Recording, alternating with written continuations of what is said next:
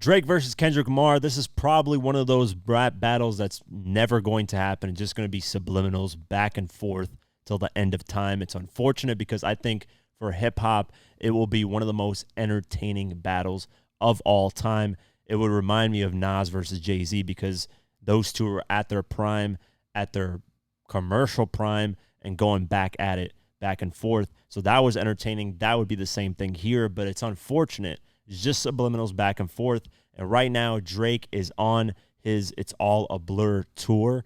And on there, he seemingly took shots at Kendrick Lamar. Kind of, it's speculation from fans, but I can see why people expect it to be shots at Kendrick Lamar. So let's go over the article quick. Drake seemingly took shots at Kendrick Lamar during his opening night of It's All a Blur tour this week, or so fans think.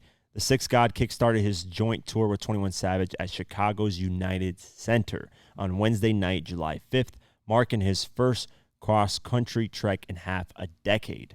During the show, Drake paused for a brief intermission where he addressed the crowd and spoke about his upcoming album, For All the Dogs, which he announced last month to coincide with his new poetry book, Titles Ruin Everything.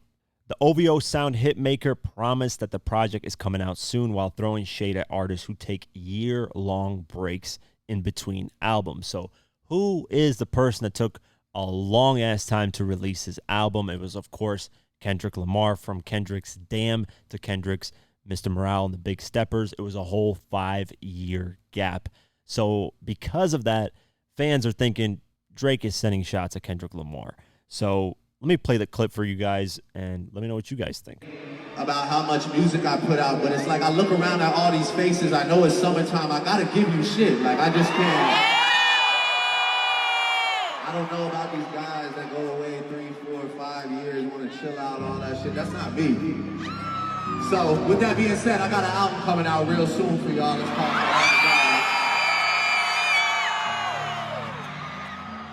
And I always hear people talking about, man, we miss that old Drake, we miss that old Drake. I really don't understand what people mean, but then I did this show and I performed a lot of my old music, and I understand what you mean. You need more music. You kick somebody's shit. So that you can, you know, feel good about your new lovers, shit on your exes, get ready in the summer, get fly, get drunk, show love to your family, show love to your friends. So, as you guys see, Drake is preparing to drop a new album. He says that it's because the summer, he constantly wants to give you guys new music to consume and enjoy for your summer so you can create memories with his music, which is a great tactic, I know. I don't know, I feel like sometimes artists drop way too much music and it's oversaturating. And I think Drake, he's still delivering hits, but I think to a certain point it hasn't been hitting like it used to. And that's because he's got so much music to compare to. And then once you got that much music to compare to, a lot of fans that say, I want the old Drake, they're referring to their old life when they had this certain girlfriend, when they had this certain moment when Drake released this certain song or album.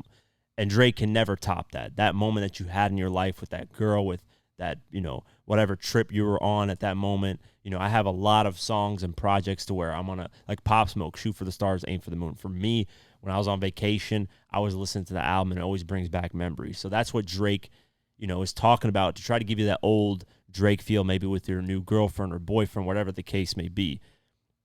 But him saying, you know, hey, I'm not going to take this long break, I can see how it's perceived shots at Kendrick Lamar, because them two have been throwing subliminals throughout a long time. So the article continues and says, while Drake declined to name names, his longtime rivalry with Kendrick Lamar and the Compton natives' tendency to take his time crafting album led many fans to believe he was the intended target.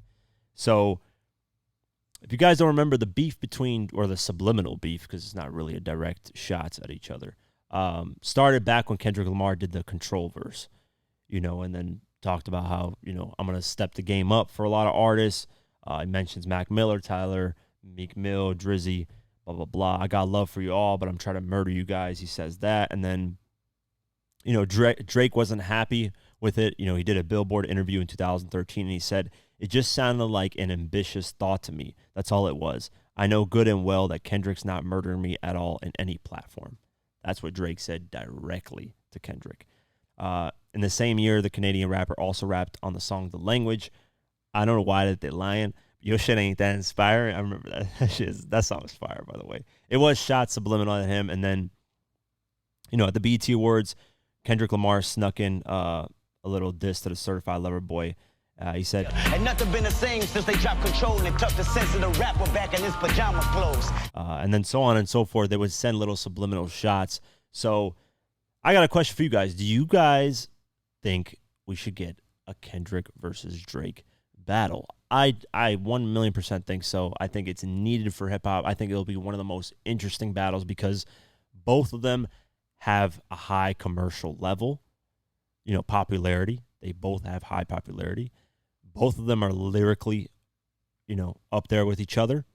So that's the thing is when Drake was battling a lot of people, like, he would battle the little battle that happened between him and Joe Budden. Joe Budden can out-rap Drake, I think, full circles. But Joe Budden doesn't have that popularity, so of course Drake wins. Then you go Drake versus Meek Mill. Meek Mill had popularity, but not to the level of Drake.